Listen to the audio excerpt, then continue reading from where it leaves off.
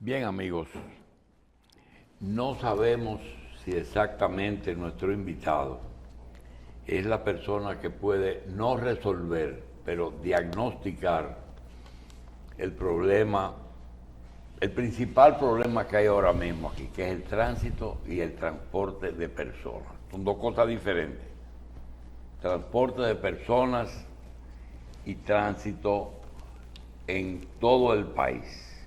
Le damos las gracias a Radamés González, que desde la toma de posesión del PRM del poder ha sido y es el director de la Oficina Metropolitana de Servicios de Autobuses, OMSA. Quisiéramos primero darte las gracias. Gracias a usted, don Y Julio. después pedirte que dentro del sistema de transporte, de regulación del transporte, donde hay a veces obras públicas y a veces hay tránsito terrestre y a veces hay ese Intran y a veces hay ayuntamiento. Dentro de todas esas cosas, lo primero es que nos haga una separación de las instituciones. Y nos incluye ahora el transporte escolar. Y además nos diga si sería posible, dentro del programa original del gobierno de Abinader, de fusionar algunas de esas instituciones. Muy bien, primero muy agradecido de esta oportunidad. Saludo a todo el público televidente. Debo iniciar con la aprobación en el Congreso de la República de la Ley 163/17, que dio al traste con el Intran, el Instituto Nacional de Tránsito y Transporte Terrestre, y que a su vez una gran cantidad de reglamento interno de esa ley para poder regular el tránsito. Definitivamente la regulación del tránsito, el órgano rector del tránsito es el Intran. A pesar de que Obra Pública trabaja en lo que tiene que ver con tránsito, pero es fundamentalmente en obra y demás. Toda la regulación recae sobre el Intran. Pero esa ley también, y me va a permitir hacer estas explicaciones, fruto del nombre que usted utilizó al principio, esta ley que fue aprobada estando yo en el Congreso, pero jamás me imaginé... ¿Usted fue diputado? Correcto, yo fui 18 años diputado, don Julio. Entonces, jamás me imaginé que yo iba a aprobar una ley que me iba a corresponder a mí aplicarla. Y es que esa ley también estableció que la Oficina Metropolitana del Servicio de Autobuses, igual que la OPRE, debían convertirse en empresa de capital público o de capital público privado. La propia ley daba un plazo de 6 meses luego de su promulgación para que el Ejecutivo emitiera un decreto que diera inicio al proceso de cambio de la institución.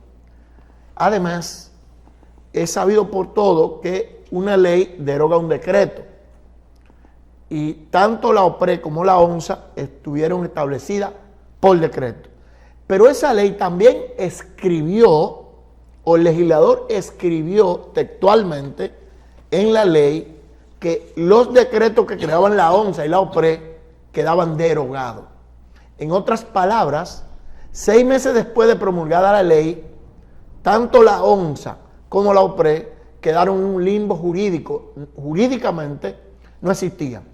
Y entonces nosotros tuvimos que ver en la obligación de iniciar ese proceso de cambio de la Oficina Metropolitana de Servicios de Autobuses por la Operadora Metropolitana del Servicio de Autobuses. Eso significa que nosotros pasamos de ser una institución centralizada del Estado a una empresa. Esta empresa, nosotros el año pasado hicimos todos los trámites y a partir de enero hemos iniciado ya con esa nueva empresa, que es un cambio de institución centralizada a empresa totalmente pública. Pero eso implica también pero ya dejando de ser de empresa estatal a empresa, vamos a decir, una empresa pública, pero que tiene que manejarse con cierta autonomía, eso le afecta en el asunto de los subsidios y apoyos que el gobierno tiene que darles. Afecta en muchas cosas y beneficia en otras. Por ejemplo, el primer problema que tuvimos fue que los sueldos mínimos de una empresa de la categoría de hoy la ONSA, el sueldo mínimo según el Código de Trabajo, que es el que ahora nos regula, es de 25.100 y pico de pesos. El sueldo de los empleados de la ONSA anteriormente, el 80% era menos de 25.000 pesos. Eso significó que hubo que hacer un reajuste de sueldo a todos los empleados, que en su mayoría ganaban 10.000 pesos, a colocarlo a 25.000 pesos. Para el empleado, evidentemente, es un gran beneficio. Ahora, ¿qué trae como consecuencia eso? Bueno, naturalmente, la disminución de la cantidad de empleados. Mejor pago, pero haciendo su trabajo. Eso, por ese lado, ha sido muy beneficioso. Por otro lado, nosotros, al tener la Oficina Metropolitana de Servicios de Autobuses, una cantidad de empleados viejos de mucho tiempo, no podíamos irnos a una empresa nueva y cargar con un pasivo laboral que significa la indemnización de todos sus empleados. Entonces, ¿qué tuvimos que hacer? Indemnizar a todos los empleados, y para eso se pagaron más de 600 millones de indemnizaciones a los empleados de la antigua ¿Y se ONSA. pagaron, director? Todos se pagaron. Al mes de cobrado? diciembre, todo el mundo lo cobró. Todo el mundo, ¿eh? O sea, todo empleado de la ONSA es nuevo. Todo empleado de la ONSA es nuevo. Absolutamente nuevo. Se le pagó a todos los empleados. Hay ligera dificultad, que ya no depende de nosotros, sino del Ministerio de Administración Pública, y es que nosotros teníamos una cantidad muy mínima de empleados de carrera y que ahora como empresa no podemos tenerlo. Entonces ya algunos han decidido quedarse en la empresa, ya no con carrera, y otros, unos muy pocos, están todavía en el Ministerio de Administración Pública. Hay que llevárselo por otro lado. Llevárselo para otro lado. Entonces, y como empresa tiene que ser autosuficiente económicamente. ese es hacia dónde debemos ir. O sea, la idea de convertirla en La ley empresa... establece que aunque se convierta en empresa pública plena, puede recibir fondos públicos del presupuesto. Sí, claro. Okay. Esa es la pregunta. Este es un tránsito. Este es un tránsito. Nosotros decimos, el transporte público, pienso que casi en todo el mundo es subsidiado. Ahora bien, ¿qué nosotros decimos? En ninguna parte del mundo el transporte público es rentable, siempre está subsidiado. Correctamente, así es. Por las horas, usted tiene que mantener 24 horas y solamente rentables son quizás la tercera parte. 6 horas. Además de la digamos, tarifa. 6 horas. La tarifa. Y eso que después vienen entonces las concesiones de la edad, de los estudiantes y personas que no tienen que pagar. Es decir, que de ustedes los no militares, pueden planear de los policías, de los bomberos. Una institución que no hay en ninguna parte del mundo es rentable. Ahora, ¿qué facilidad nos da como empresa? Bueno, que nosotros podemos hacer acuerdos a través de fideicomiso para que alguien que quiera invertir pueda invertir siempre y cuando esté manejado por la operadora, y yo pienso que eso a la larga va a beneficiar al sistema de transporte. En lo que tiene que ver con el tránsito propiamente, don Julio, desde que llegamos a la ONSA, nosotros hemos solicitado carriles exclusivos en algunos corredores. Y le pongo el ejemplo del... Pero antes de eso, director, ¿cuántos empleados tiene la ONSA? Tenía 3.300, hoy anda en 2.800. ¿Cuántas ciudades tienen? ¿Cuántas ciudades tienen? Santiago, el Gran Santo Domingo y Barahona. ¿Cuánto es el presupuesto de la ONSA? ¿Cuánto le da el gobierno de subsidio? 2.600 millones. ¿Cuánto? 2.600. Ok. ¿Cuántos vehículos tiene? 350 en condiciones. ¿Cuántos de esos 350 están sin operar, guardados ahí o dañados? 350 en condiciones de operar. ¿Cuánto es la nómina de esos 3.000? ¿Cuánto ustedes pagan de sueldo? En los 3.300 eran 87 millones. ¿Mensuales o anuales? Al año. Mensual. Mensuales. Lo que tenemos hoy son alrededor de 97. Con la salvedad de que más del 80% de los empleados hubo, en algunos casos, que casi triplicarle el sueldo. ¿Cuánto le cuesta a ustedes el mantenimiento de los vehículos, fuera de los sueldos? Bueno, ese es un número que varía por lo siguiente. Nosotros, gracias a Dios, tenemos un taller muy bien equipado, con buenos técnicos, y la mayoría de reparaciones se hacen en la institución. Ya cuando son reparaciones mayores, es que nosotros contratamos. Sí, director, pero talleres, tres cosas. Talleres externos. Nómina cuánto, taller cuánto y combustible cuánto, que son Bueno, las tres grandes. El combustible, nosotros cuando llegamos, y tengo que hacer esta comparación, encontramos alrededor de 80 autobuses en operación. Llegamos en pandemia. Y entonces había hecho una licitación en el primer trimestre del año 2016, del 2019, y esa primera licitación fue de 1.500.000 galones de combustible.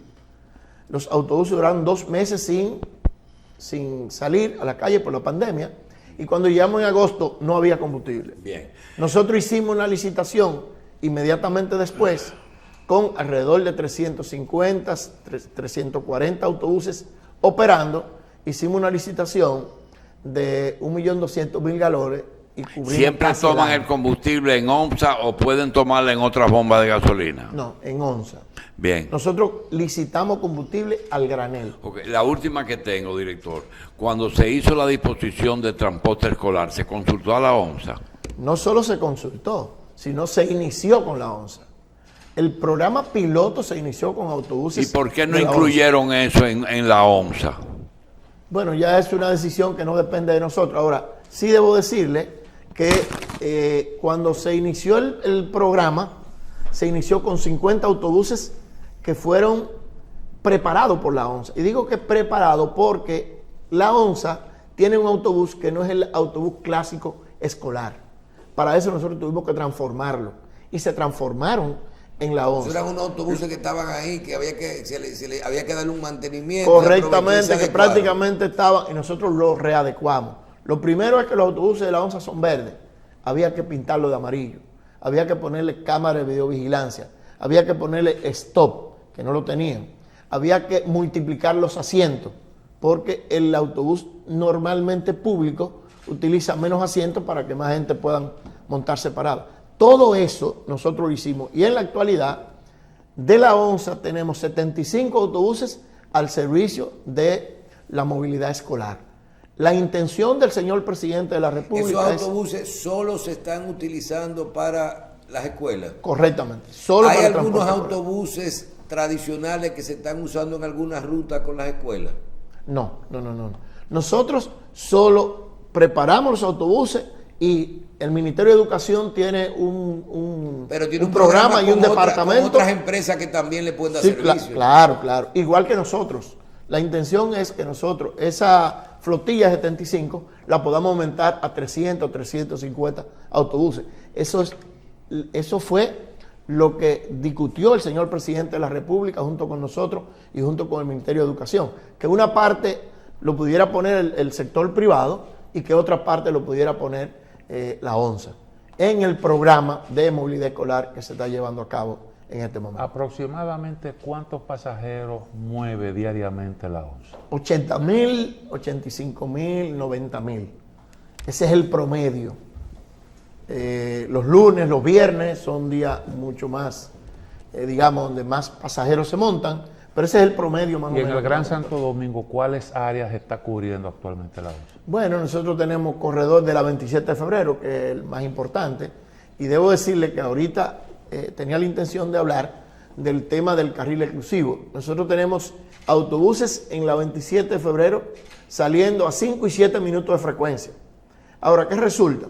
Que los entaponamientos de la propia avenida 27 de febrero no nos permiten cumplir con rigurosidad ese desplazamiento, porque de repente sacamos el autobús a 7 minutos, pero cuando llega al primer semáforo o al segundo, entonces se entapona y se juntan dos. Y hay veces, y ustedes lo pueden ver, que usted ve 4 y 5 autobuses, uno detrás del otro, que a veces me dicen que van echando carrera. No, no van echando carrera. Lo que pasa es que los entaponamientos de la avenida lo han hecho unificarse, y entonces eso, a partir de ahí, rompe el criterio que nosotros hemos establecido de la frecuencia de la ruta. Pero ¿y cuántos pasajeros se mueven y qué tan larga es esa ruta que cubre el de la 27 de febrero? Bueno, para decirte que era una comparación que hacíamos con los privados, y es lo siguiente.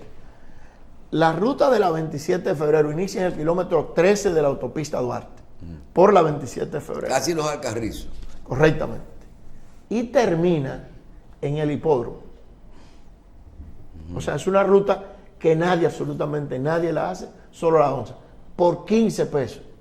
Por vía de consecuencia, el ¿Cómo subsidio es la que cosa? tiene que Si dar el yo me gobierno. monto allá en la 27 con autopista Duarte, donde está la mecedorita de la Correctamente. sillita, Correctamente. yo puedo llegar al hipódromo por 15 pesos, 15 pesos. pero eso me coge 2 horas. No necesariamente. Ahora, en las horas pico, te reitero, no hay carriles exclusivos que normalmente se usan en todas las ciudades. Yo interrumpí cuando usted iba a hablar de los, Sí. de los carriles exclusivos. Siga Sí, ahí. es que el día que nosotros logremos carriles exclusivos para el transporte masivo, usted, en vez de irse en su carro, usted va a ir en el transporte masivo, porque usted va a tener un carril que solamente va a ser para ese autobús. Mientras usted esté en un tapón, qué sé yo, en la 27 con Isabel Aguiar, el autobús tendrá un carril exclusivo que va a girar y va a caminar mucho más rápido. Por lo tanto, el día que logremos tener carriles exclusivos, digamos que no en todas las avenidas, pero por lo menos en tramos de ellas, nosotros vamos a lograr que ese autobús monte mucho más pasajeros y que la gente que sale en su carrito lo pueda dejar en su casa y pueda utilizar el transporte masivo. Con respecto a la OPRED, que maneja lo que tiene que ver con el metro y los teleféricos y todo esto, dos preguntas.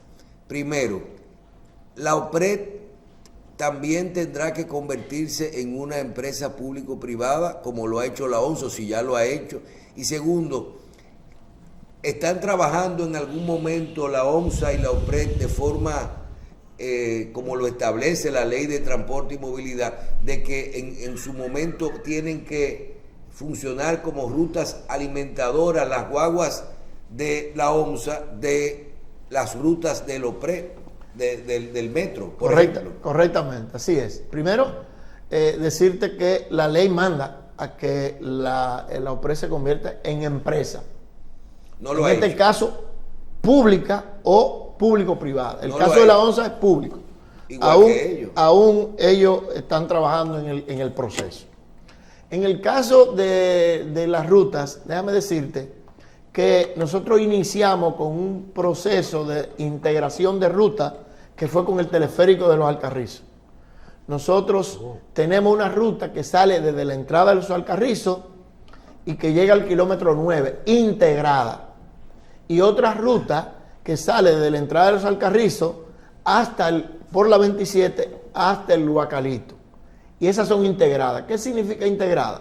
Que usted se monta en el teleférico en los Alcarrizos y con el mismo pago que usted hace en el teleférico, se monta en el autobús y no tiene que pagar de nuevo. Eso es lo importante, o sea, la transferencia no te cuesta. Correctamente. Así como cuando yo me cambio del metro de Villamella para el de la Kennedy, cuando yo cambio de metro no me cobran, hago la transferencia, lo puedo hacer de un autobús de ONSA de los Alcarrizos hasta la parada del teleférico. Correctamente. Usted se monta en el teleférico de los Alcarrizos y se desmonta de ahí, y si quiere abordar un autobús, usted aborda un autobús que lo va a llevar por la 27 hasta el Huacalito y por la Kennedy hasta el kilómetro 9, que es donde está la estación más cercana del metro.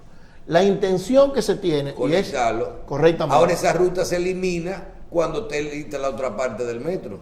Debe ser así, porque la intención que se tiene es que haya un sistema integrado, no solo nosotros los que somos el sector público, sino los privados. O sea, los corredores privados tendrán que involucrarse en el sistema integrado de tal manera que usted pueda abordar. Nosotros cobramos 15 pesos, digamos, la ONSA. Pero cuando yo le dé a usted la posibilidad de usted salir, por ejemplo, de Ciudad Juan Bosch, en el extremo profundo de la ciudad de Santo Domingo. Que no hay una ruta. Sí, claro, nosotros tenemos un corredor bastante importante allá. Que usted se monte ahí y usted tenga la posibilidad de, cuando se desmonte ese autobús, abordar el metro. Entonces la ONSA puede decirle, mira, en vez de 15 pesos, tú puedes pagar 35, porque tú te vas a montar en 2 medios de transporte con usted el dice mismo que lo suban, costo. pero que me incluya el... Claro. Y entonces eso va a beneficiar tanto a la empresa como también al cliente, que en este caso es el pasajero, porque tú vas a tener la oportunidad de andar, digamos, parte de la ciudad pagando un solo transporte. Licenciado, eventualmente, cuando terminen los procesos de organización, de construcción, de todo esto de los teleféricos, los monorrieles, las otras líneas del metro, usted vería bien que ya es tiene más de 3 años trabajando en la OMSA. ¿Usted sería partidario de fusionar esas dos instituciones? La OPRE, Y la OMSA. eso no, yo no lo vería ni bien ni mal. Ahora, la ONSA tiene unas condiciones que no la tiene el metro ni el teleférico. Yo pienso que en el momento en que haya la cantidad de obras que ha anunciado el presidente de la República y que se van a ir ejecutando, evidentemente la ONSA va a tener que jugar otro papel, y es de convertirse fundamentalmente en rutas alimentadoras, tanto del metro como del teleférico, que dicho sea de paso, ya la vamos llevando. Nosotros acabamos de lograr la aprobación de una ruta que va a ser alimentadora del teleférico de los Alcarrizos, porque el teleférico de los Alcarrizos no divide exactamente en dos los Alcarrizos, sino que está más hacia el sur de los Alcarrizos. Entonces, los habitantes de los Alcarrizos, para desplazarse al metro, al teleférico, en muchos casos tienen que coger los famosos motoconchos. Entonces, ¿qué nosotros hemos hecho? Una ruta alimentadora para todo aquel que quiera abordar el teleférico, pueda montarse en el autobús de la ONSA, llegue al teleférico y sin tener que pagar de nuevo, pueda abordar el teleférico. Y yo pienso que ese va a ser el papel fundamental. Y en los lugares, por ejemplo, que el Intran ha creado una ruta exclusiva, como creo que en la Núñez de Cáceres, que se lo dan a una empresa para que lo maneje con unos autobuses modelo y todo eso, ahí no tiene presencia la ONSA. No tenemos presencia, como ellos no tienen, por ejemplo, presencia en Ciudad Juan Bosch, que es exclusiva de nosotros. Sí. Es un corredor modelo, el de Ciudad Juan Bosch, porque al margen de el servicio que damos, también hemos logrado que en ese corredor solo se utilice dinero plástico, digamos, que no se utilice dinero en efectivo, que todo el que aborde sea con tarjeta, tanto de crédito, de débito, como ¿Y las guaguas tienen tarjeta. Aire en esa claro, ruta? Claro, Sí. claro. Hay algo que usted ahorita, cuando hablamos de transporte escolar, dice, bueno, a mí no se me consultó, es decir, como que fue una orden de crear el departamento de transporte escolar. Nosotros pensábamos que podía ser parte de la ONSA, sobre todo porque son horarios muy específicos, pero que coincide también con las horas pico de la ONSA. Ahora, la pregunta es la siguiente. El transporte, sobre todo en la capital, es un problema. Ya en Santiago y en algunos pueblos también. Los estudios que ustedes han hecho, sin que sea crítica algo, porque el problema del transporte no es un problema de este gobierno, de su gobierno, es un problema que viene de viejo. ¿Qué medidas se pueden tomar para que mejore un poco el tránsito y el transporte en la capital? ¿Y qué aporte haría la OMSA? Por ejemplo, cuando estén los Alcarrizos, va a mejorar, se sabe, pero también va a aumentar la población. Tiene ese problema. Segundo, ¿cuántos vehículos adicionales deben colocarse para que el ciudadano privado pueda utilizar más el transporte público y evitar un poco usar vehículos propios? ¿Cuál es, no la solución, sino parte de la solución que ustedes han aportado, porque quiero decirle que estoy consciente de que ustedes están 24 horas pensando en eso, porque ese es el principal problema que hay aquí. Mire, primero corregir. Nosotros sí fuimos informados y discutimos el tema del transporte escolar. Por eso, dicho sea de paso, nosotros tenemos una flotilla al servicio del sistema de transporte escolar, que es nuestra. Y que la intención que tenemos es que en los próximos meses podamos aportar otros 400 autobuses más, 300, 400 autobuses más para el transporte escolar. Número uno. Número dos, ¿qué yo pienso rápidamente que podemos hacer? Mire, vamos a iniciar por el propio gobierno. Nosotros necesitamos que las instituciones del gobierno, y yo pienso que lo vamos a lograr ahora con esta nueva reforma, en el sentido que tenemos un consejo de administración que ahora lo preside el ministro de Obras Públicas y que está el ministro de la Presidencia y el ministro de Hacienda. Cada institución del Estado que tiene cantidad de desempleados, y el ejemplo lo tenemos con Obras Pero Públicas. usted lo ve a la salida de la hora de salida. El Ministerio de Justicia, Ministerio de Educación, donde transportan a los empleados, ¿eso existe? En algunos, en la mayoría no. Entonces, ¿qué nosotros decimos? Si iniciamos por las instituciones del Estado, haciendo acuerdos con la ONSA, para que la ONSA sea que le brinde el servicio a sus empleados, usted va a sacar solo de las instituciones del Estado una altísima cantidad de vehículos pequeños que se mueven porque el empleado, para llegar temprano a su puesto de trabajo, hace un lío y compra un carro.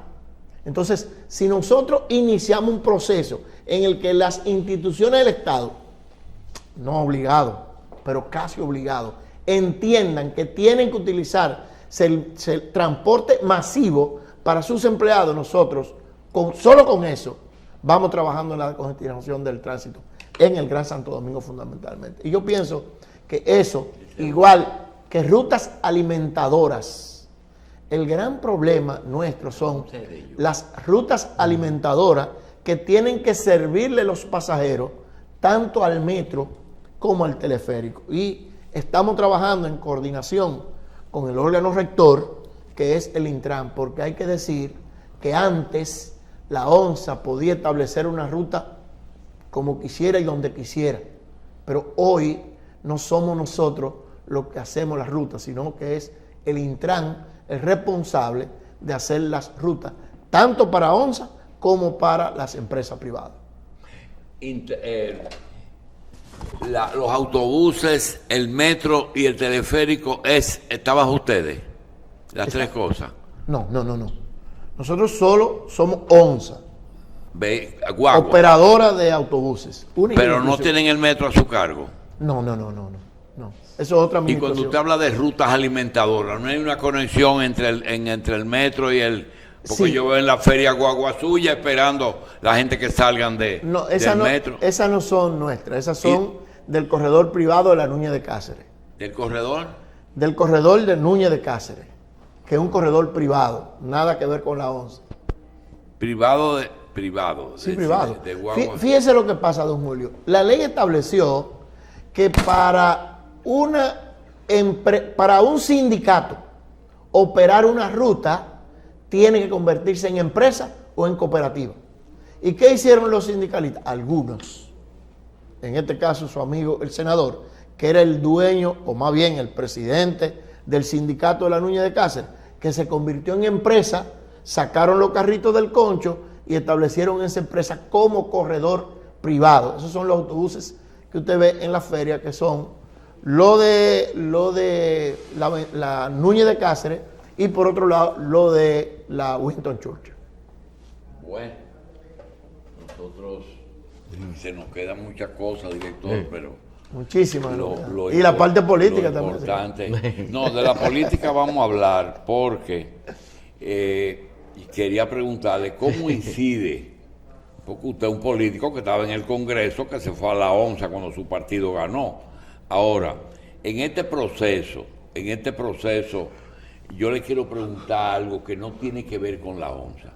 ¿Por qué en los pactos que se hicieron, aunque ustedes no lo hicieron, de los tres partidos que se unieron, ¿por qué no incluyeron los diputados? ¿Cuál es el mecanismo? Yo digo, caramba, le voy a preguntar a un diputado de la oposición, que es quien lo puede decir.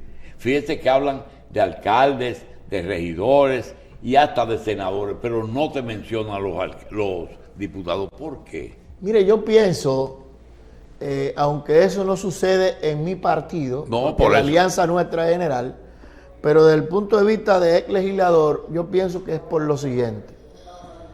Usted tiene un amigo que es jefe de un partido que logró ser partido mayoritario porque hizo una alianza con el PLD, pero no la hizo a nivel de diputados. Ajá. ¿Por qué no la hacen a nivel de diputados? Porque los diputados de por sí atraen votos. Y los votos Pero que traen los solos, diputados independientes de senador y del presidente. son independientes. Son No independientes. arrastran. No arrastran nada.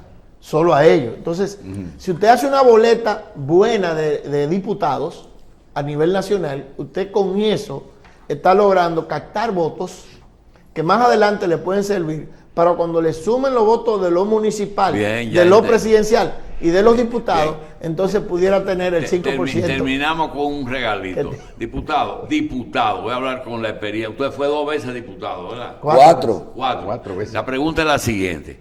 El próximo, la situación municipal nos pone a pensar que ustedes van a ser también mayoría en el Congreso. Su experiencia en el Congreso, procede en este periodo 24-28 una reforma constitucional.